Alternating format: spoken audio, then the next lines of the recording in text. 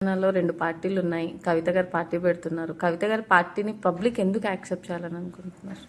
ఎందుకు యాక్సెప్ట్ చేయొద్దని నేను అడుగుతున్నాను. ఎందుకంటే మేము తెలంగాణ సమాజంలో అనేక రకాలుగా మేము సేవా కార్యక్రమాలు చేసినాం. మేము ఈ ఒక్కరోజు కాదుగా తెలంగాణ సమాజంతో మిళితమైంది. తెలంగాణ ఉద్యమంతో నాడు బతుకమ్మలు అనేటువంటి సీమాంధ్ర పరిపాలనలో ఇక్కడ ఉన్నటువంటి సంస్కృతి మొత్తం కూడా తొక్కివేయబడ్డది. ఇక్కడ ఉన్నటువంటి బోనాల పండుగకు ప్రాణాలు లేకుండా చేసి నాడు ఇదే ఇక్కడ ఉన్నటువంటి బతుకమ్మకు బ్రతుకు లేకుండా చేసి అప్పుడు ఇక్కడ ఉన్నటువంటి సంస్కృతులను కానీ ఇక్కడ ఉన్నటువంటి రచయితలను, నవలాకారులను, వాగ్మయకారులను, వివిధ కళారూపాలను అన్నింటినీ కూడా నాడు సీమాంధ్ర పాలకులు తొక్కివేస్తున్నప్పుడు ఈ ప్రాంత సాంస్కృతిక ఔన్నత్యాన్ని విశ్వపీఠం పైన నిలబెట్టినటువంటి ఒక ధీరవంత కవిత గారు. కాబట్టి ఈ రోజు ప్రతి ఒక్క ఇంటిలో ఒక బొడ్డెమ్మలాగా, ఒక బతుకమ్మలాగా కవితక రూపం అనేటువంటి ప్రతి ఇంట్లో కూడా మన ఇంటి ఆడబిడ్డలాగా కూల్చుకునేటువంటి పరిస్థితి ఉన్నది. కాబట్టి కవితక కంటే ఒక చరిష్మా ఉన్నది. ఈ ప్రాంతంలో రాజకీయ పార్టీలలో అన్ని కూడా జాతీయ పార్టీలు అయిపోయినాయి. మీరు ఒకసారి గమనించినట్టయితే ఈ ప్రాంతానికి సంబంధించిన ఆత్మగౌరవం కోసం పుట్టినటువంటి పార్టీ నాడు టీఆర్ఎస్ పార్టీ. ఆ టీఆర్ఎస్ పార్టీ భారతదేశ రాజకీయాలను ఉద్ధరించడం కోసం ఇలా తెలంగాణ అనేటువంటి పదాన్ని వాళ్ళ యొక్క పేరులో నుంచి తీసివేసి ఇలా భారత రాష్ట్ర సమితిగా అది ఇవాళ పోయి భారతదేశ రాజకీయాలను ఉద్ధరిద్దామని పేరు. ఇక్కడ ఉన్న బీజేపీ పార్టీ కానీ, కాంగ్రెస్ పార్టీ కానీ, ఇక్కడ మీకు ఒకటే ఉదాహరణ చెప్తా. ఏదైతే మొన్న ఎంపీ ఎలక్షన్స్ అయితే 8 మంది కాంగ్రెస్ ఎంపీలను గెలిపించినాం, 8 మంది బీజేపీ ఎంపీలను గెలిపించినాం. ఈ చివరకు బీజేపీ నుంచి 2 కేంద్ర మంత్రులు కూడా ఉంటారు. 2 కేంద్ర మంత్రులు ఉన్నప్పుడు కూడా తెలంగాణ రాష్ట్రానికి వచ్చినటువంటి విభజన హామీలు ఏమి రావట్లేవు. తెలంగాణ రాష్ట్రానికి వచ్చేటువంటి కనీస బడ్జెట్లు గుండు సున్నా వచ్చేటువంటి పరిస్థితి. కానీ ఏ ఒక్క గలం తెలంగాణ నుంచి పెక్కలేట్లేదు. మోడీ సర్కారును గట్టిగా ప్రశ్నిస్తలేరు. నిధులు తీసుకొచ్చేటువంటి విషయంలో ఎవరు కూడా ఆ విషయంలో పనిచేస్తలేరు. కాబట్టి తెలంగాణ అస్తిత్వాన్ని కాపాడుకోవాలంటే ఇక్కడ నుంచి ఒక ప్రాంతీయ పార్టీ ఉండాలి. ఆ ప్రాంతీయ పార్టీ మాత్రమే అది సాధించగలుగుతుంది. మీరు ఇవాళ దక్షిణాదిలో చూస్తే తమిళనాడులో చూడండి, ఏ ఒక్క జాతీయ పార్టీ ప్రభావం అనేటువంటి ఉండదు. కాబట్టి మేము ఏదైతే టీవీకే తమిళనాడులో విజయ్ సినిమా స్టార్స్ ఎస్టాబ్లిష్ చేసినటువంటి పార్టీ కూడా ఇలా సక్సెస్ గా ముందు పోతున్నది. ఇవాళ అదే బీజేపీ పార్టీ 90 స్థానాలు ఇచ్చి ముఖ్యమంత్రి స్థానాన్ని మీకు ఇస్తామని చెప్పేసి విజయ్కి ఆఫర్ చేసినా కానీ ఢిల్లీ సంబంధించినటువంటి పెద్దల ముందు మోకరి లేకుండా తన ఆత్మగౌరవాన్ని చంపుకుంటా తమిళ జాతీయవాదాన్ని పెంపొందించడం కోసం పెరియార్ వారి యొక్క స్ఫూర్తిని, అంబేద్కర్ యొక్క స్ఫూర్తిని, ఇట్లాంటి వారి యొక్క స్ఫూర్తిని ముందుకు తీసుకుపోయే విధంగా ఆయన సామాజికంగా అందరికీ అవకాశాలు ఇస్తున్నారు. అట్లనే ఈ రోజు కవిత కూడా ఒక సెక్యులర్ భావజాలంతో ముందుకు పోతూ ఉన్నది. అన్ని ఒక కులానికో ఒక మతానికో కాదు, ఒక సెక్యులర్ గా అన్ని వర్గాల సంక్షేమం కోసం, ముఖ్యంగా దాంట్లో యువత, మహిళ, అదేవిధంగా ఏదైతే భిన్న వర్గాల్లో ఉన్నటువంటి ఏ కులాలు అయితే చట్టసభలకు రాలేకపోయారు ఎన్ని రోజులు, ఆ కులాలందరికీ కూడా అవకాశం కల్పించే విధంగా ఒక వినూత్నమైనటువంటి వేదిక, ఒక విప్లవాత్మకమైనటువంటి రాజకీయ మార్పులు రేపు రోజు తెలంగాణ రాబోతున్నాయి. ఓకే అండి, ఇప్పుడు ఏంటంటే జయలలిత గారిలో పేరు పొందుతారని చెప్పేసి కొంతమంది అంటున్నారు. సో అదే కాంగ్రెస్ పార్టీ నాయకులు ఏమంటున్నారంటే ఒక లిక్కర్ రాని వచ్చి జయలలిత పేరు తీసుకోవడం చాలా తప్పు అని మాట్లాడు. వాళ్ళకి మీరు ఏం చెప్తారు? నేనేమంటున్నాను, ఇప్పుడు వాళ్ళ అజ్ఞానంతో బురద జల్లే వాక్యం మాట్లాడుతున్నాను. ఒక ఆడబిడ్డ పైన అక్రమంగా నాడు ఉన్నటువంటి బీజేపీ సర్కార్, ఇక్కడ ఉన్నటువంటి కేసీఆర్ గారిని ఎదుర్కోలేక నాడు అక్రమంగా కేసులు పెడితే ఆ రోజు త్యాగం చేసినటువంటి ఆడబిడ్డ కవితక్క ఆ రోజు 5.5 నెలలు జైలుకు పోయి, ఒక మహిళ జైలుకు పోతే ఎట్లాంటి పరిస్థితులు ఉంటాయి, దట్టు అట్లాంటి తిహార్ లాంటి జైలు, పేపర్స్ కానీ టీవీ ఛానల్స్ కానీ చూపెట్టలేనటువంటి విధంగా అక్కడ ఉష్ణోగ్రతలు ఉంటాయి. అట్లాంటి 50 డిగ్రీలు 48 డిగ్రీల ఉష్ణోగ్రతలలో ఒక ఆడబిడ్డన చెయ్యని నేరాన్ని తీసుకుపోయారు. మొన్న రౌస్ ఎవెన్యూ కోర్టు ఏమి ఇచ్చింది తీర్పు? ఒకసారి రౌస్ ఎవెన్యూ కోర్టు ఇచ్చినట్టు తీర్పును కనుక మీరు సునిశ్చితంగా పరిశీలిస్తే కనీసం ఎక్కడ కూడా ₹1 రికవరీ చేయలేదు. ఈమె దగ్గర నుంచి స్వాధీనపరుచుకున్నటువంటి 15-16 ఫోన్లను కూడా తీసుకుని ఉంటే కూడా దాంట్లో నుంచి కూడా ఎట్లాంటి డాటా సేకరించలే. ఇంత సాంకేతికత పెరిగింది కదా. ఈ కేసు చుట్టూ ఉన్నటువంటి మూలాలను దాదాపు 3 సంవత్సరాలు రౌస్ ఎవెన్యూ కోర్టు పరిశీలించింది. రౌస్ ఎవెన్యూ కోర్టు పరిశీలించిన తర్వాత 50,000 పేజీల ఛార్జ్షీట్ వేసిళ్ళు, 22 నెలల సుదీర్ఘ విచారణ చేసిళ్ళు. మరి బీజేపీ పార్టీకి బాండ్లు ఇచ్చినటువంటి వాళ్ళకేమో ఎంపీ స్థానాలు ఇచ్చింది కదా, ఇదే కేసులో ఉన్నటువంటి వాళ్ళకి ఎంపీలుగా పోటీ చేపించుకున్నారు కదా. అంటే బీజేపీలోకి రాగానే వాషింగ్ పౌడర్ నిర్మాలాగా బీజేపీ అనేటువంటి ఒక పొలిటికల్ వాషింగ్ మిషన్, బీజేపీ పార్టీలోకి పోగానే వాడు తెల్లబడతాడు. కాబట్టి నేనేమంటున్నా, మేము ఎట్లాంటి తప్పు చేయలేదు అనేటువంటి Rouse Avenue court clean chit ఇచ్చింది. దాన్ని ఈరోజు సవాల్ చేస్తూ సిబిఐ కానీ కేంద్ర ప్రభుత్వం కానీ మళ్ళీ హైకోర్టుకు పోయారు. మేము న్యాయాన్ని నమ్ముతున్నాం, సత్యం అనేటువంటి నమ్ముతున్నాం, ధర్మాన్ని నమ్ముతున్నాం, భగవంతుని నమ్ముతున్నాం. మేము ఎట్లాంటి తప్పు చేయలేదు అన్నట్టు ఇసుమంత తప్పు చేయలేదని దాన్ని నమ్ముతున్నాం. రేపు హైకోర్టులు కానీ ఇతర కోర్టులు కానీ అదే తీర్పిస్తారని అనుకుంటున్నాం. మీకు ఈ దేశంలో 98% సిబిఐ, ఈడీ పెట్టినటువంటి కేసులన్నీ కూడా ఫెయిల్యూర్ అయినాయి. కేవలం 2% మాత్రమే సక్సెస్ రేట్ ఉంది. అంటే మీకు అర్థమైపోతుంది కదా, రాజకీయ ప్రేరేపితమైనటువంటి కేసు తప్పితే ఇంకోటి లేదు. అన్యాయంగా ఆడబిడ్డలు ఏదైతే పెట్టిందో దాని ప్రతిఫలం కూడా తెలంగాణలో బీజేపీ పైన కూడా, బీజేపీ అనుసరిస్తున్న విధి విధానాల పైన కూడా మా గలాన్ని ప్రశ్నిస్తూనే ఉంటాం. మేము ఏదైతే బడ్జెట్లో తెలంగాణకు అన్యాయం జరిగిందో, అన్యాయం జరిగినప్పుడు కూడా మేము ప్రశ్నిస్తాం. విభజన హామీల విషయంలో మేము బీజేపీని ప్రశ్నిస్తాం.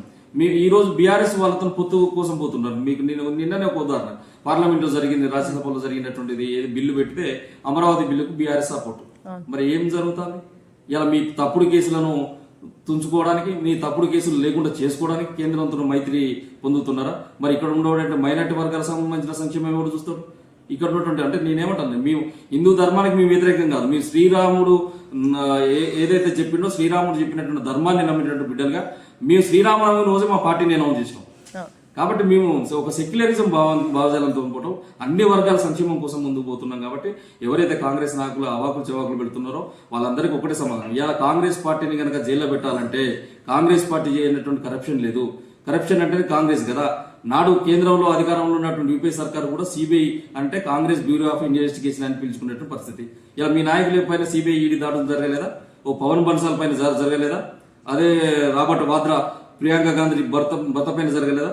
సోనియా గాంధీ మీద, రాహుల్ గాంధీ మీద, పవన్ బన్సాల్ మీద, ఇదే కామన్వెల్త్ క్రీడల్లో జరిగినప్పుడు కామన్వెల్త్ క్రీడల మీద, బొగ్గు కుంభకోణం పైన, అగస్టా కుంభకోణం పైన, ఇన్ని కుంభకోణాలంటేనే కాంగ్రెస్. అట్లాంటి కాంగ్రెస్ కవితను విమర్శించడం అనేటువంటి నిజంగా నీతిమాలిన చర్య అని చెప్పి ఈ సందర్భంగా ఓకే. ఇంకోటి, కాంగ్రెస్ పార్టీ ఎమ్మెల్యేలే ప్రభుత్వం మాకు నిధులు ఇవ్వట్లేదని చెప్పి రాజగోపాల్ రెడ్డి గారు అన్నారు. దాని గురించి ఏమంటారు మీరు? నేనేమంటున్నా మేడం, ఇప్పుడు ఈ రాష్ట్రము ఒకప్పుడు బర్రెలు మేస్తే, ఇప్పుడు గొర్రెలు మేస్తే ఇవాళ వచ్చి బర్రెలు మేసినాయని అంటున్నా.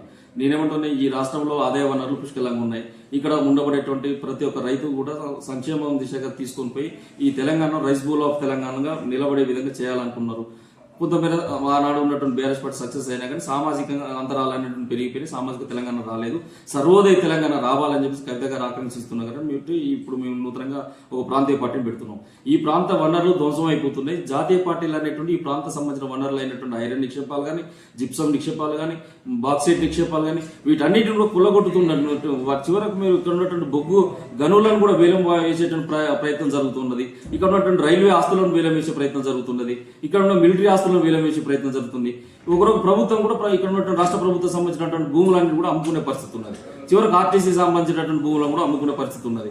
మరి ఇంత దౌర్భాగ్య పరిస్థితి ఎందుకు వచ్చింది ఈ రాష్ట్రానికి? కాబట్టి ఇక్కడ జరగాల్సింది ఏంటి? రెవెన్యూ జనరేట్ చేయాలంటే ఇక్కడ రియల్ ఎస్టేట్ బాగుండాలి. ఒకప్పుడు రియల్ ఎస్టేట్ చాలా పెద్ద ఎత్తున ఉండే. ఇవాళ రియల్ ఎస్టేట్ ఏంటంటే నా బిడ్డ పెళ్లికో, నా సంబంధించినట్టు నా ఇంట్లో కుటుంబంలో ఆపద వస్తానో నేను ఒక ప్లాట్ అమ్ముకుందాం అంటే అమ్ముకోలేనటువంటి పరిస్థితుల్లో ఇవాళ ఉన్నాయి. చివరకు ధరని తీసుకుపోయి బంగాళాఖాతంలో వేస్తాం అనేటువంటి ఈ ప్రభుత్వం వేసింది తీసుకుపోయి, కానీ ఉన్నటువంటి భూభారతిని ఇంతవరకు మళ్ళీ పునర్నిర్మాణం చేస్తలేదు. కాబట్టి ఇట్లాంటి అంశాలు అనేటువంటివి కూడా ఇలా రెవెన్యూని జనరేట్ చేయలేకపోయినటువంటి అంశాలు వస్తున్నాయి. ప్రతి ఒక్క వ్యక్తి యొక్క తలసరి ఆదాయాన్ని రాష్ట్ర ప్రభుత్వం హరించి వేసింది. ప్రజల యొక్క కొనుగోలు శక్తిని హరించి వేసింది. ఇంకెక్కడి నుంచి పైసలు వస్తాయి? ప్రజలలో కొనుగోలు శక్తి పెరిగినప్పుడే కదా పైసలు అనేటువంటి జనరేట్ అవుతాయి. కాబట్టి పూర్తిగా ఆర్థికంగా ఉన్న కూడా ఈ యొక్క ప్రభుత్వం ఎట్లాంటి వెసులుబాటు కల్పించకుండా, ఎట్లాంటి వనరులు సృష్టించకుండా ఇదే దావోసు పోతాడు, చీకట ఒప్పందాలు కుదుర్చుకుంటాడు ఆదానీలతోని. మరి దావోసు పోయి ఏదైతే ఎంఓయూలు చేసుకున్నావో ఆ ఎంఓయూలు నువ్వు చేసుకొచ్చిన పెట్టుబడులు ఏమైనా బహిర్గతం చేయగలుగుతారా? ఇలా మీరు చేసుకొచ్చినటువంటి ఎంఓయూలు పెట్టుబడుల పైన ఒక శ్వేత పత్రం రిలీజ్ చేయగలుగుతుందా? ఇలా కలలుగానేటువంటి ప్రపంచం, ఒక ఇమాజినేషన్ గవర్నమెంట్, ఒక ఏఐ టెక్నాలజీతో గవర్నమెంట్ నడపాలనుకుంటున్నాను.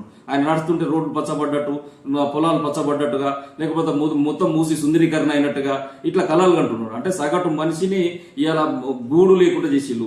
ఈ రాష్ట్రంలో హైడ్రా పేరు మీద విచ్చలవిడిగా విశృంఖలంగా ప్రవర్తించినటువంటి ప్రభుత్వం ఇలా రేవంత్ రెడ్డి సర్కార్. ఇలా గూడు చెదిరిపోయినటువంటి బిడ్డలు వాళ్ళ పరిస్థితి ఏంటి?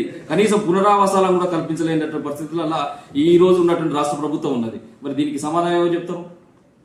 గది పరిస్థితి కనిపించింది. ఇంకోటన్నా, మీరు ప్రాంతీయ పార్టీ అంటున్నారు, బీఆర్ఎస్ కూడా ప్రాంతీయ పార్టీ అని చెప్పుకుంది. తర్వాత అది మన భారతదేశంగా వెళ్ళేది. ఇప్పుడు కవిత గారు కూడా ప్రాంతీయ పార్టీ అని చెప్పి గెలిచిన తర్వాత మళ్ళీ అటు వెళ్ళే ఛాన్స్ ఉందంటారా? లేదమ్మా, మీ ఈ ప్రాంత అస్తిత్వం పైన, ఈ ప్రాంత అస్తిత్వ ఉద్యమం ఏదైతే అదైపోయిందో దాన్ని మేము ఇలా పతాక శీర్షికలు నిలబెట్టాలనుకుంటున్నాం.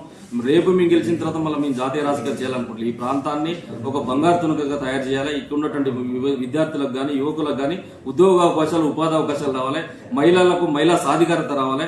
బహుజన బిడ్డలకు కూడా చట్టసభలో అవకాశాలు రావాలి. దళిత బిడ్డలకు కూడా వాళ్ళు ఎంత పర్సెంటేజ్ ఉన్నారో అంత పర్సెంట్ అవకాశాలు రావాలి. ఒక సామాజిక తెలంగాణ నిర్మాణం కావాలి. సర్వోదయ తెలంగాణ కావాలనుకుంటున్నాం. కాబట్టి ఈ ప్రాంత అస్తిత్వం పైన పనిచేస్తాం. ఈ ప్రాంతానికి ఎక్కడ కేంద్రంలో కానీ ఎక్కడ అన్యాయం జరిగినా మా గలాలు లేస్తే మేము ప్రశ్నిస్తూనే ఉంటాం. కేంద్ర ప్రభుత్వం మెడలోంచి అయినా సరే ఈ ప్రాంతానికి రావాల్సినటువంటి విభజన హామీలను కూడా సాధించడానికి కవితక్క గారి నాయకత్వంలో మేమందరూ కూడా పనిచేయబోతున్నాం. భవిష్యత్తులో కూడా మేము జాతీయ పార్టీ కావాలని మేము అనుకుంటున్నాం. ఈ ప్రాంత ప్రయోజనాలను కాపాడుకుంటే సరిపోతుంది. ఈ ప్రాంత ప్రజలను తాకట్టు పెట్టేటువంటి ఎంపీలను, కేంద్ర మంత్రులను అందరినీ కూడా రేపు రోజున ప్రశ్నిస్తుంది తెలంగాణ జాగృతి ఆందోళన అని చెప్పేసి ఈ సందర్భంగా తెలియజేస్తున్నాం. Thank you.